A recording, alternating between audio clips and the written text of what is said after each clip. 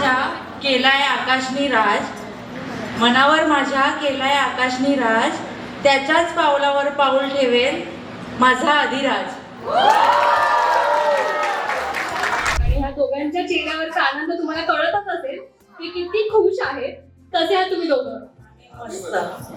मला विचारायचं आहे की जे मुलगा होणार हे आपल्या सगळ्यांचं सुरू होतं आणि फायनली मुलगाच झालाय, तर त्याचा आनंद किती होते तुम्हाला? तर खूप आनंद आहे. पण आनंद ह्या गोष्टीचा आहे की आम्ही जो विचार केला तीच गोष्ट आहे. सो छान वाटतं. परत आजी आजोबांचं सुद्धा कौतुक, कारण त्यांनी ज्या डेडिकेशन आणि मॅनिफेस्टेशन लेवलनी केलं होतं की मुलगाच पाहिजे, तो सुद्धा झालेला आहे. तर मी रिक्वेस्ट करते की आजी आजोबा प्लीज स्टेजवर या.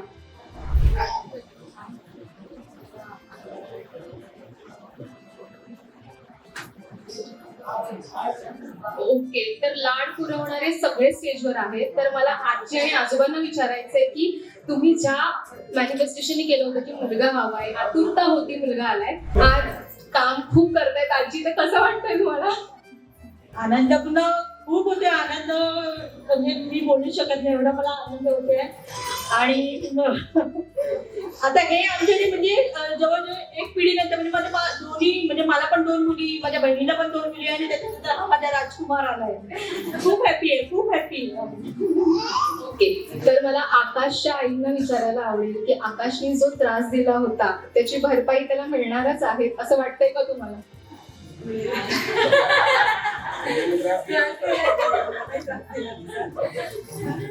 पण आता हल्लीची पिढी थोडी वेगळीच आहे, जास्त हे त्याच्यामुळे तो वेगळाच असतो ना. आता तर तो बोलायला पण लागलाय आणि मी स्वतः पाहिलंय की तो इतका गप्पा मारतो, आणि जर आम्ही दोघं गप्पा मारत असू तर तो त्रास देतो की अरे माझ्याशी बोला. आता हा सगळा आनंद होणारच आहे, पण आता आपण करूया सुरुवात कार्यक्रमाला आणि बाळाला पाळण्यात घालूया. आणि लवकरच तुम्हाला नाव सुद्धा कळेल. हो, तुमचं जे मनातलं नाव आहे तेच समोर दिसेल तुम्हाला.